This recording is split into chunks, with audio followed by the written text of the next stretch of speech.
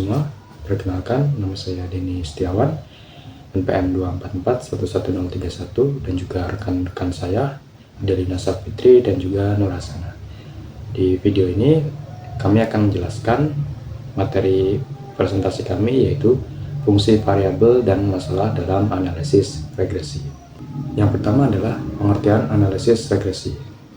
Analisis regresi adalah metode statistik yang digunakan untuk mengetahui hubungan antara dua atau lebih variabel.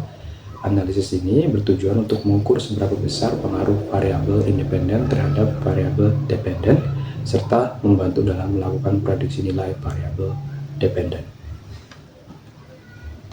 Nah, untuk apa sih tujuan analisis regresi itu? Jadi tujuan utama analisis regresi antara lain mengetahui hubungan antar variabel, mengukur pengaruh variabel independen terhadap variabel dependen, membantu pengambilan keputusan, dan juga melakukan peramalan berdasarkan data yang ada. Untuk jenis variabel dalam analisis regresi itu ada dua. Yang pertama adalah variabel independen atau X, yaitu variabel yang memengaruhi, dan juga variabel dependen atau Y, yaitu variabel yang dipengaruhi. Hubungan antara X dan Y dianalisis untuk melihat pola dan pengaruh yang terjadi. Untuk selanjutnya akan dibacakan oleh rekan saya, Nur Hasana. Baik, selanjutnya kita masuk ke fungsi dari variabel independen atau variabel X. Variabel independen ini berfungsi sebagai faktor penyebab atau faktor yang mempengaruhi variabel lainnya dalam satu model model regresi. Artinya, perubahan pada variabel independen akan berdampak pada perubahan variabel dependen. Karena itu, variabel ini sangat penting dalam proses analisis karena menjadi dasar dalam membangun model dan menarik kesimpulan. Sebagai contoh, biaya promosi dapat mempengaruhi jumlah penjualan, kemudian harga produk dapat mempengaruhi minat beli konsumen, dan jam belajar dapat mempengaruhi hasil belajar. Dari contoh tersebut, kita bisa lihat bahwa variabel independen berperan sebagai faktor utama yang mendorong terjadinya perubahan. Seperti itu. Kemudian, selanjutnya, kita masuk ke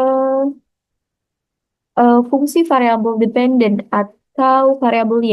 Variabel dependen adalah variabel yang nilainya dipengaruhi oleh variabel independen. Artinya, perubahan yang terjadi dalam variabel X akan berdampak langsung pada variabel Y. Variabel ini mencerminkan hasil atau dampak dari suatu proses sehingga menjadi fokus utama dalam analisis regresi.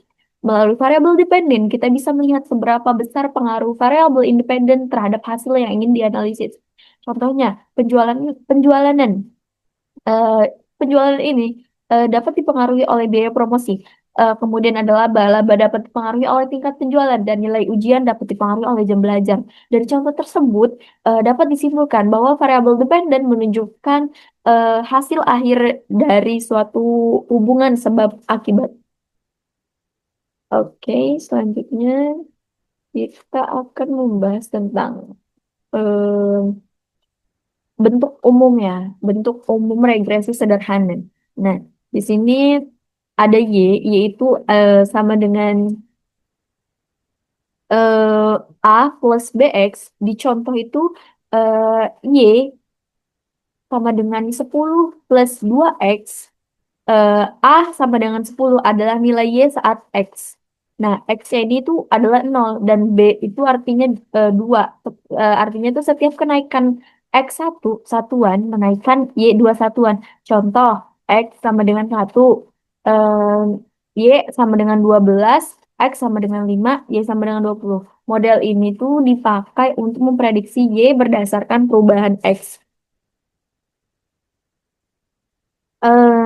Dan melihat besarnya pengaruh terhadap X dan terhadap pengaruh X terhadap Y. Model regresi linear ini sederhana seperti ini tuh berguna untuk menjelaskan hubungan sebab akibat yang linear. Tapi ingat juga ada asumsi dan keterbatasan. Misalnya hubungan itu harus kira-kira linear dan faktor lain yang berpengaruh harus dipertimbangkan dalam model yang lebih kompleks. Baik, selanjutnya saya akan menjelaskan tentang masalah dalam analisis regresi. Jadi, dalam penerapan analisis regresi, sering muncul nih masalah yang berkaitan dengan asumsi klasik. Nah, jika masalah yang tidak diperhatikan, hasil analisis data bisa menjadi tidak akurat dan menyesatkan. Oleh karena itu, pengujian asumsi regresi sangat penting untuk dilakukan. Selanjutnya ada multikolinearitas, yaitu kondisi ketika dua atau lebih variabel independen memiliki hubungan yang sangat kuat. Nah, contohnya dampak dari multikolinearitas itu yang pertama adalah sulit untuk mengetahui pengaruh masing-masing variabel independen. Yang kedua itu ada koefisien regresi menjadi tidak stabil. Contohnya ada variabel pendapatan dan pengeluaran yang saling berkaitan erat. Selanjutnya ada heteroskedastisitas dan autokorelasi.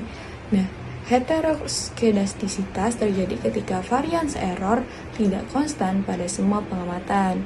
Nah, autokorelasi terjadi ketika error pada satu periode berkorelasi dengan periode lainnya.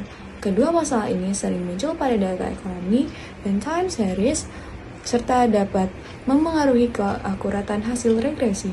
Jadi, kesimpulan dari materi ini adalah variabel memiliki peran utama untuk menjelaskan hubungan antar variabel independen sebagai faktor dan juga yang mempengaruhi, dan variabel dependen sebagai faktor yang digunakan untuk memahami pola hubungan serta membantu dalam melakukan prediksi secara kuantitatif.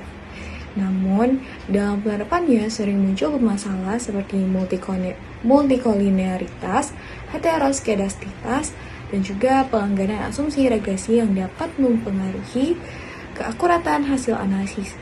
Nah, oleh karena itu, pemahaman terhadap fungsi variabel dan identifikasi masalah regresi sangat penting agar model yang digunakan valid dan hasil analisis dapat dipercaya.